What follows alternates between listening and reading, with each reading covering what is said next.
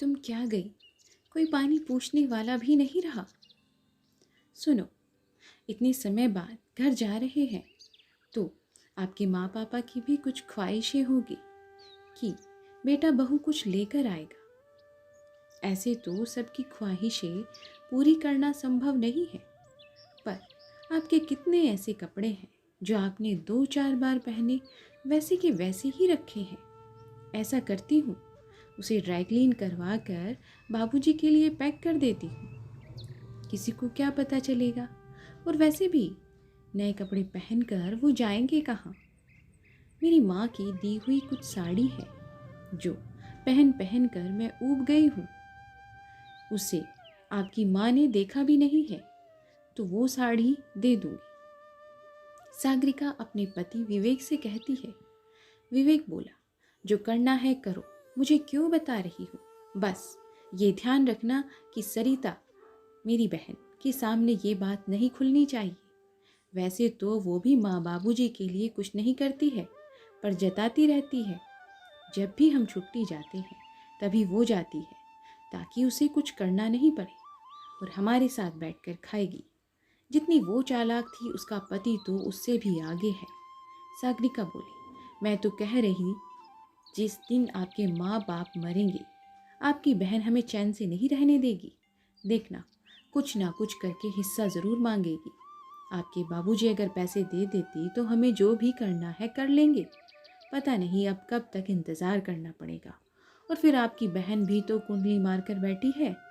दूसरी तरफ विवेक की माँ सुमन बच्चों के आने की खुशी में तैयारी कर रही थी, जबकि उनकी तबीयत ठीक नहीं रहती थी। बच्चे चाहे जितने भी स्वार्थी हो जाएं, पर माँ तो माँ होती है। सुमन, मैं कह रहा हूँ इतनी मेहनत मत करो, तुम्हारी तबीयत पूरी तरह से ठीक नहीं है। और तुम ये जो काजू किशमिश रसोई में सजा कर रखी हो, लगता हो तुम भूल गई हो कि मैं कमाता नहीं बल्कि पेंशन पर अपना और तुम्हारा खर्चा चलाता हूँ।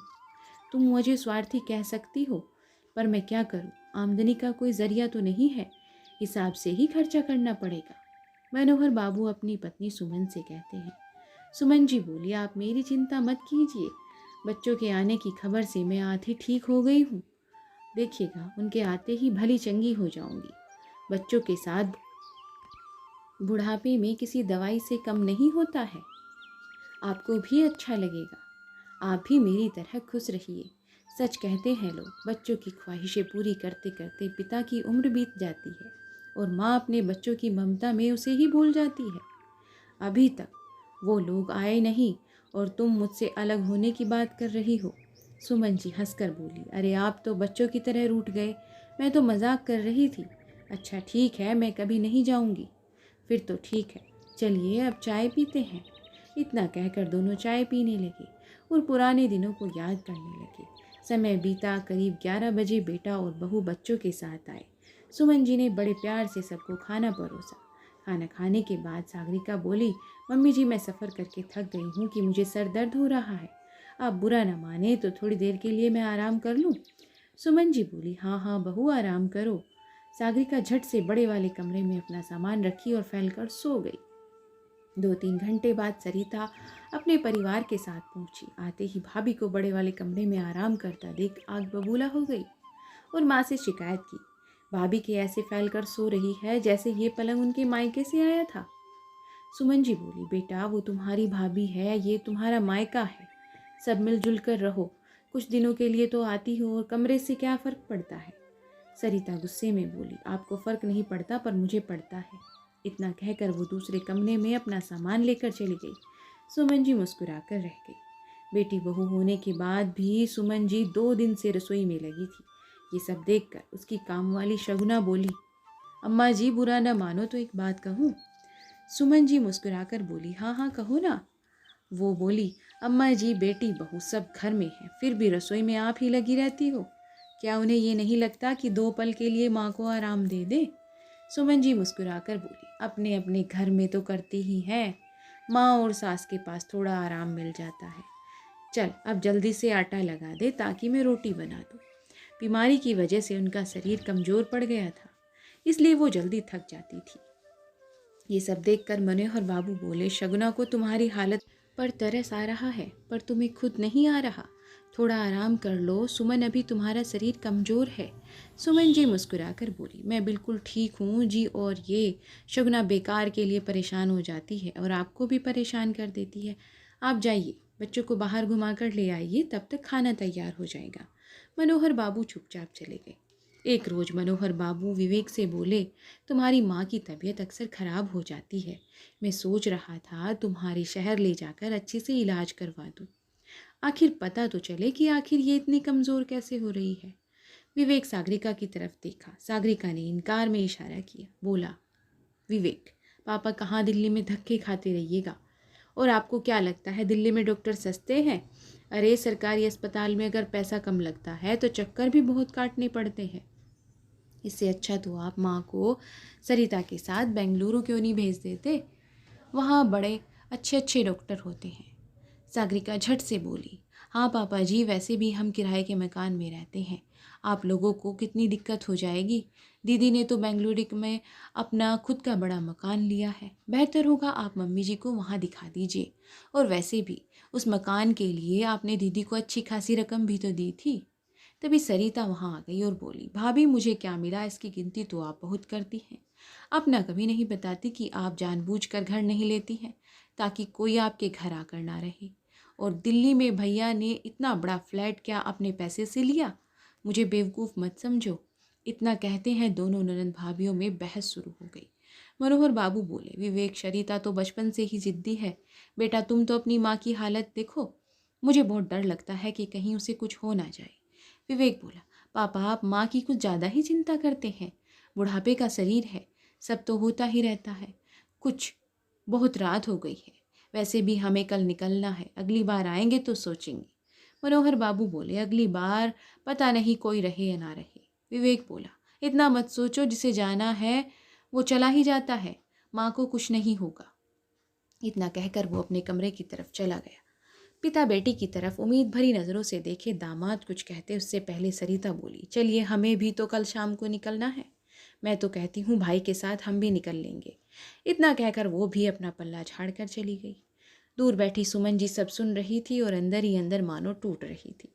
जैसे ही मनोहर बाबू सामने आए, सुमन जी बोले, आप कितनी भी कोशिश कर लो, मैं आपसे दूर नहीं जाऊंगी और मुझे भी नहीं करवाना अपना इलाज, मैं तो तुम्हारे साथ ही रहूंगी। इतना कहकर सुमन जी आराम करने चली गई। अगले दिन पूरा घर खाली हो गया। दोपहर में सुमन जी बोली, जी मेरा दर्द बहुत बढ़ गया है, कोई दवा ला दो, अब बर्दाश्त नहीं हो रहा है। मनोहर बाबू बोले, इसलिए कह रहा था मत करो इतना काम, जिसके लिए शक्ति रहे वो तो मुंह फैल कर चले गए और तुम यहीं बैठी रहो, मैं दवाई लेकर आता हूँ। इतना कहकर बाजार की तरफ चली गई। रास्ते में कोई मिल गया और वो बातें करने लगे। इधर जैसे जैसे समय बीत रहा था, सुमन जी की हालत खराब हो रही थी। बार बार उनके दिमाग में यही ख्याल आ रहा था कि आज उनके बच्चे उनसे पल्ला झाड़ रहे। उनके जाने के बाद मनोहर बाबू का क्या होगा? न जाने उनके दिमाग में क्या आया। उन्होंने मनोहर बाबू को फ़ोन किया। वो बोले, क्या हुआ सुमन, दर्द ज़्यादा हो रहा है? मैं बस थोड़ी देर में आ जाऊँगा। सुमन जी बोली, नहीं नहीं, लगता है थोड़ी देर में दर्द हमेशा के लिए ख़त्म हो जाएगा, बस मुझे आपकी चिंता हो रही है। मनोहर बाबू समझे नहीं। सुमन जी बोली, मेरे नहीं रहने के बाद आपका ख्याल कौन रखेगा?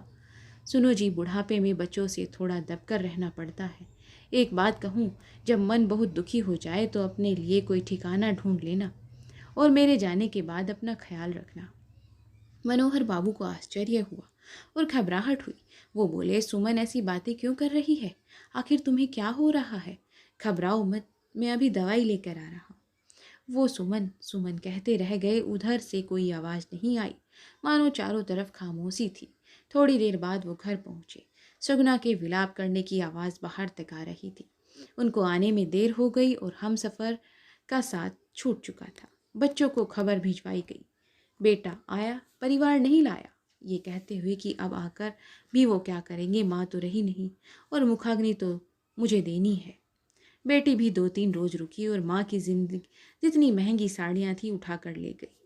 क्रियाकर्म खत्म हुआ और बेटा भी अपना सामान बांधकर निकल गया। पलटकर ये नहीं देखा कि पिता अकेले कैसे रहेंगे। धीरे धीरे समय बीतने लगा। 1 हफ्ते तो लोगों के आने जाने में निकल गया। बेटे बहू पहले हफ्ते में एक बार फ़ोन करते थे, कुछ ना कुछ पैसे मांगते रहते। जब उन्होंने देखा कि पिता के पास अब इतने पैसे नहीं हैं, उन्होंने खबर लेना तक ज़रूरी नहीं समझा। एक शाम मनोहर बाबू सुमन जी की तस्वीर के सामने बैठे थे और बोल रहे थे, आज न जाने क्यों रोने का बड़ा दिल कर रहा है। सुमन, तुम बहुत याद आ रही हो। तुम क्या गई, मैं अनाथ हो गया। तुम्हारे जाने के बाद कोई पानी पूछने वाला भी नहीं है मुझे। बहुत समय बीता, बेटा आया, घर बेचने की बात की, पर मनोहर बाबू तैयार नहीं थे, क्योंकि उस घर में सुमन की जो यादें बसी थी। गुस्से में बेटे ने आना ही छोड़ दिया। अब तो सगुना का सहारा था, बेटे फ़ोन करते तो वो उठाता नहीं। एक रोज सगुना को कह रहे थे, कल सुमन का साथ था, पर आज मैं अकेला हो गया हूँ। उसकी बहुत याद आती है मुझे। बाकी बच्चों ने तो मुझे छोड़ ही दिया। शगना बोली, साहब आप अपने बेटे के साथ क्यों नहीं रहते? यहाँ अकेले रहते हैं, मैं तो बस 2-3 घंटे के लिए आती हूँ और काम करके चली जाती हूँ। आपका समय कैसे कटता है? मनोहर बाबू बोले, शगुना, बेटा अगर साथ ले जाने की बात करता तब तो मैं जाता। वो शहर में है अपने परिवार के साथ, मेरे कारण उसे वहाँ दिक्कत होगी। इतना कहते ही वो फूट फूट कर रोने लगे। एक शाम मनोहर बाबू ने बेटे को फ़ोन किया और उसने उठाया नहीं, तो शगुना बोली, साहब क्या बुढ़ापे में हर किसी को ऐसे ही कष्ट होगा? क्या बच्चे माँ बाप की तकलीफ़ कभी नहीं समझेंगे? चलिए मैं चलती हूँ, 7 बज गए हैं, रात का खाना टेबल पर रख दी हूँ। मनोहर बाबू ने हाँ में सिर हिलाया और वो चली गई। तभी बेटे का फ़ोन आया और वो बोला, पापा कैसे हैं? मनोहर जी बोले, बेटा मैं ठीक हूँ। बेटा तुम सब कैसे हो? बेटा बोला, आपने फ़ोन किया था, मैं मीटिंग में था। मनोहर जी बोले, आज तुम्हारी माँ की बहुत याद आ रही थी। क्या तुम्हें याद नहीं आती?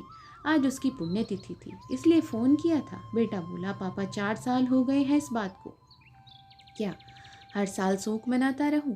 मुझे और भी काम है, और जहाँ तक याद करने की बात है वो आप कर रहे हैं। कोई ज़रूरी बात हो तो फ़ोन किया कीजिए, नहीं तो मैसेज कर दीजिएगा। और फ़ोन रख दिया। मनोहर बाबू अपनी पत्नी की फ़ोटो देखकर बोले, सुमन तुम मुझे छोड़ गई, तुमने अच्छा नहीं किया। कल तुम साथ थी तो सब कुछ अच्छा लगता था, आज मैं बहुत अकेला हो गया हूँ। मनोहर बाबू शगना की बात पर गौर करने लगे और इसी तरह वो हर रात अपनी पत्नी से बातें करने लगे। मनोहर बाबू ने एक शाम हिम्मत करके घर के नीचे उतरे। अपने जैसे कई लोगों को देखकर उनका मन और दुखी होता और शगना की बात पर सोचने को मजबूर हो जाते। कुछ दिन हुए उनकी तबीयत ठीक नहीं चल रही थी। बेटा बेटी से बात करना चाहते थे तो वो हालचाल लेकर फ़ोन रख देते थे। एक शाम मनोहर बाबू ने एक कागज़ पर अपनी बची कुची सारी संपत्ति वृद्ध आश्रम के नाम लिख दी, ताकि जो तकलीफ़ उन्हें हो रही है किसी और को ना हो। जब शगुना खाना बनाकर जाने लगी तो बोले, शगुना आज तुम घर बाहर से बंद कर दो। वो बोली, क्यों साहब? मनोहर बाबू बोले, बस ऐसे ही शायद मेरा मन हो रहा है, सुबह खोलने आ जाना। मैं तुम्हारी अम्मा जी से खूब बातें करूँगा, हो सकता है देर तक सोता रहूँ। उसे अजीब लग रहा था। उसने बात मान ली और दरवाज़ा बंद करके चाबी वहीं मैट के नीचे रख दी और चली गई। मनोहर बाबू खाना खाकर लेट गए और पत्नी की फ़ोटो की तरफ निहारने लगे। बोले, आज तुम्हारी याद आ रही है, न जाने क्यों। बहुत थकान सी महसूस हो रही है। तुम होती तो बोलती, लाइए मैं पैर दबा दूँ, सर दबा देती। और मुस्कुराते हुए आंखें बंद कर ली। अगली सुबह 8 बजे तक जब सगुना आई तो उन्होंने दरवाज़ा नहीं खोला, तो उसे याद आया कि साहब बोले थे। उसने चाबी निकाली और दरवाज़ा खोला। मनोहर बाबू अपनी पत्नी की तस्वीर को सीने से लगाकर सो रहे थे। सगना बोली, साहब उठ जाइए, सुबह हो गई, आज कितना सोएंगे? पर उसे कोई जवाब नहीं मिला। चैन की नींद सोने वाले कब उठ पाए जो वो उठेंगे। जिसके लिए वो रोते थे उसके पास चले गए। सुगना भागकर पड़ोस में सबको बताए, फिर सबने उनके बेटे को खबर दी। बेटे के आने से पहले पुलिस आई। पुलिस को उनके टेबल पर एक कागज़ और लिफाफे में कुछ पैसे मिले। बेटा शाम तक आया। पुलिस ने सबके सामने लिफाफा खोला और चिट्ठी पढ़ी, जिसमें लिखा था, सगुना तुमने मेरी बहुत सेवा की है। सुमन के बाद तुम ही थी जो मेरा ख्याल रखती थी। मैं तुम्हें क्या दे जाऊंगा? ये 1 साल की पगार और मेरे अंतिम संस्कार के लिए पैसे तुम्हें दे जा रहा हूँ। और हाँ, तुम्हारी अम्मा की साड़ी और एक पायल निशानी के तौर पर तुम्हें दे रहा हूँ। मेरे ये घर और पैसे वृद्धाश्रम के नाम कर रहा हूँ। मेरे बच्चों का ना मुझ पर और मेरी संपत्ति पर कोई अधिकार है। अगर हो सके तो मेरा अंतिम संस्कार भी तुम ही कर देना। सभी लोगों की नज़रें विवेक और सरिता पर गई। वहाँ खड़ी औरतें कहने लगी, जब औलाद ऐसी हो तो भगवान किसी को औलाद ना दे। ये औलाद नहीं, जोक है, जो बस माँ बाप का खून पीते हैं। मनोहर बाबू की इच्छा अनुसार सब कुछ हुआ। बेटे बेटी के हाथ कुछ ना लगा। सबने यही कहा, ऊपर वाले की लाठी में आवाज़ नहीं होती। जो उन्होंने अपने माता पिता के साथ किया उसका फल मिलेगा, और आगे चलकर वैसा ही हुआ। मित्रों, हम जब किसी के साथ बुरा करते हैं तो शायद सोचते हैं नहीं कि आगे चलकर हमारे साथ भी कुछ ऐसा हो सकता है। अगर आपने आने वाले कल को सुधारना है तो अपनी गलती को सुधारें और गुन्हें गले से लगाएं। आपको ये कहानी कैसी लगी, अपने अनुभव कमेंट्स में हमें ज़रूर बताएं। साझा करें, कहानी को सीख समझ कर पढ़ें और ज़्यादा से ज़्यादा शेयर करें ताकि लोगों की मानसिकता बदले। कृपया कहानी को अन्यथा ना लें। आपका बहुत बहुत आभार। और अगर आप हमारे चैनल पर नए हैं तो प्लीज़ हमारे चैनल को सब्सक्राइब कीजिएगा।